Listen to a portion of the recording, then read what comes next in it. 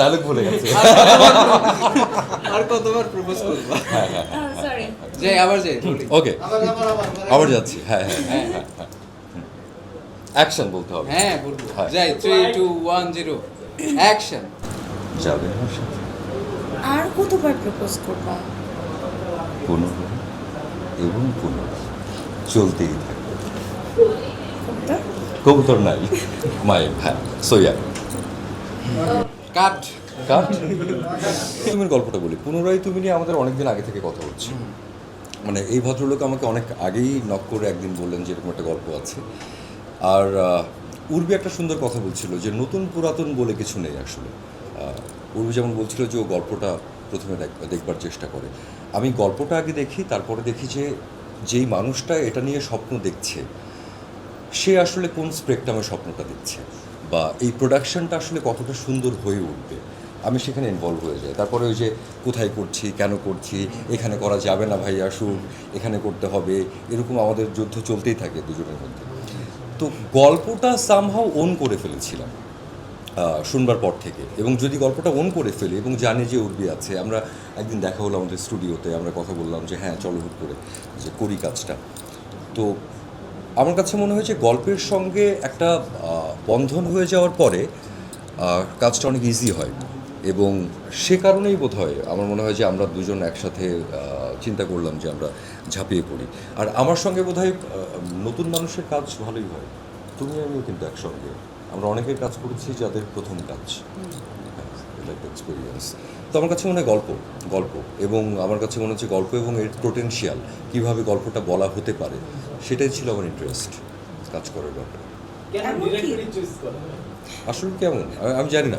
আমি কি বলে, আমি অভিনয়ের ক্ষেত্রে বলতে পারি যে উর্বির সঙ্গে কাজ করা আমার জন্য অনেক সহজ, খুব সহজ। ও একদম গিফটেড একজন অ্যাক্টর এবং খুব ন্যাচারাল, যে কোনো সিচুয়েশন খুব সহজে ওটার মধ্যে থেকে যেতে পারে। ওটাতে আমার খুব হেল্প হয়, মানে আমিও তখন বের হতে পারি না, ওই জোনের মধ্যে থাকতে হয় আমাদের। এবং আমরা দুজন একসঙ্গে বোধহয় অনেক বেশি হার্ডওয়ার্ক করতে পারি।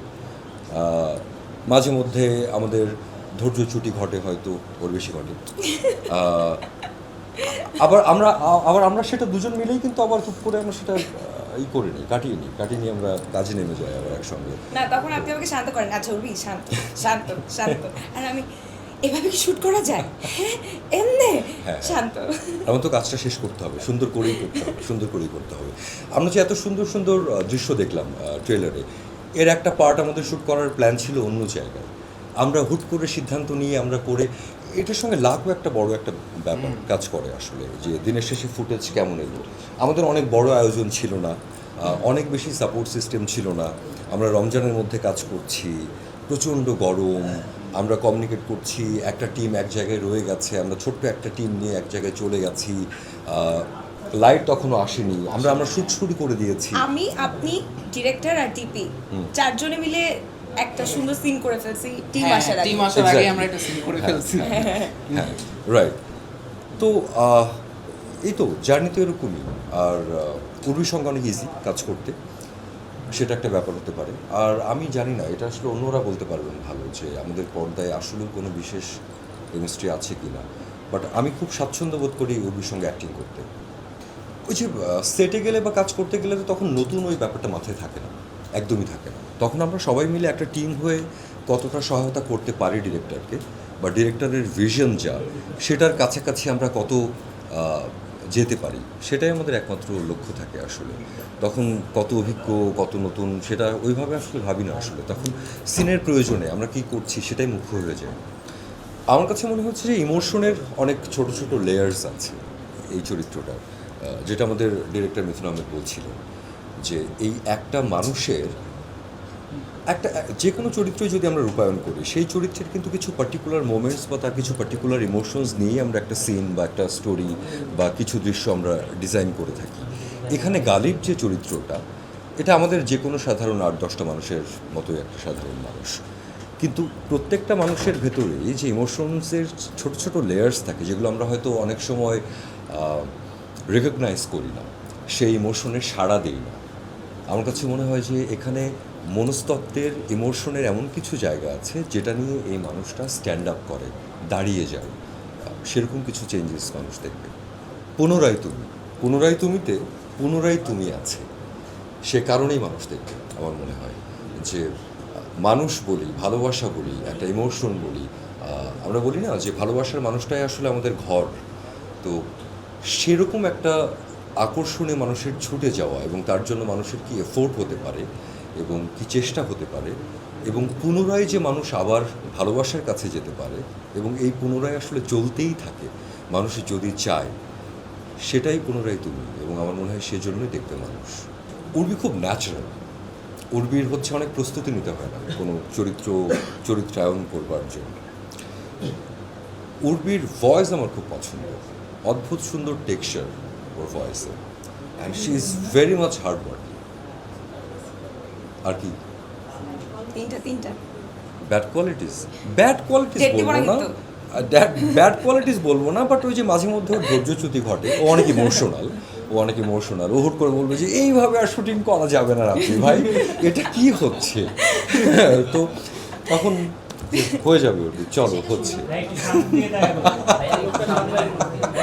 ওর এসে বলবে এটা কি হচ্ছে, এইভাবে শুটিং করা যায় বলেন, আমি সব করতে পারবো না, বলে হয়তো একদিকে হাঁটা দিব।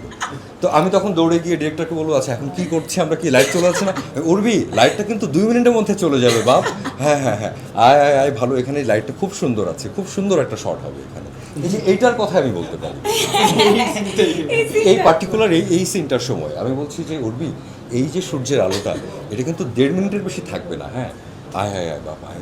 ও তখন মন খারাপ করে কি জানি ঘুম করে আছে, খাওয়া দাওয়া নাই, কিচ্ছু নাই, এরকম আসো ফাইনাল কিন্তু আসলে যেটা হয়, ও যখন সিনটা শুরু করে তখন কিন্তু she is in the character, সেটা অনেক শান্তি। সো ওকে আবার ইনভলভ করে ফেললে আবার আমরা অলরাইট গুড টু গো। মনে হয় না ঝামেলা হয়েছে। মনে হয় নাকি? কখনোই তো হয় না। তাহলে আমার মনে হয় নাকি? হ্যাঁ আমরা দর করে খামতে শর্ট দিই, আমাদের এত কোনো ঝামেলা নেই। হ্যাঁ আমাদের এত ঝামেলা নেই। ঈদ তো এখনও শেষ হয়নি মনে হচ্ছে, ঈদের নাটক যেহেতু এখনও আসছে এবং ঈদের নাটক চলছেই, ঈদের আরও কিছু নাটক আসবে আমার সামনে। আর একটা ফিল্ম আমাদের দুজনের আসার অপেক্ষায় আছে, বকুলের বুকে রক্ত করবি।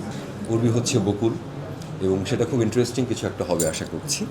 আরেকটা সিনেমা পাইপলাইনে আছে, কুরকাব, নূর ইমরান মিঠু ভাইয়ের, সেটা আসবে সামনে। আমার কোনো ডায়লগ সিন নাই। আমি এক কাজ করি, গান না গাই আমি কবিতা শোনাতে পারি দোলায়। না গান গাইতে হলে আমার একটা ইকুয়েলি বা কিছু একটা লাগবে। কি বলবো, কবিতা? ওয়াও, এটা কেমন যা মনে চায় বলো, কি বলবো? তোমরা দূরে কেন, এদিকে আসছো না, আমি বুঝলাম না কি গান শুনতে চাই। আপনি উৎসর্গ করবেন, আপনি গাবেন। বুঝলাম না এটা কেমন উৎসর্গ। আমি কালকেই গুনগুন করে একটা গান গাইছিলাম, হয়তো তোমারই জন্য হয়েছি প্রেমে যে বন্য, জানি তুমি অনন্য, আশার হাত বাড়ায়, যদি কখনো একান্তে চেয়েছি তোমায় জানতে, শুরু থেকে শেষ প্রান্তে ছুটে গেছি তাই। এটুকুই। এই একটা গানের মাধ্যমে পুরো বাংলাদেশের সব নারীদের হেট্রেডে আমি পরিণত হলাম। কেন? যাক, আচ্ছা, কবিতা শুনতে চাচ্ছিলেন, ওটাও শুনুন। গান তো হয়ে গেল। কবিতা বলেন। ওকে, প্রেমের কবিতা, প্রেম নিয়েই, তাহলে একটু ডিফিকাল্ট কিছু, আমাদের সবার খুব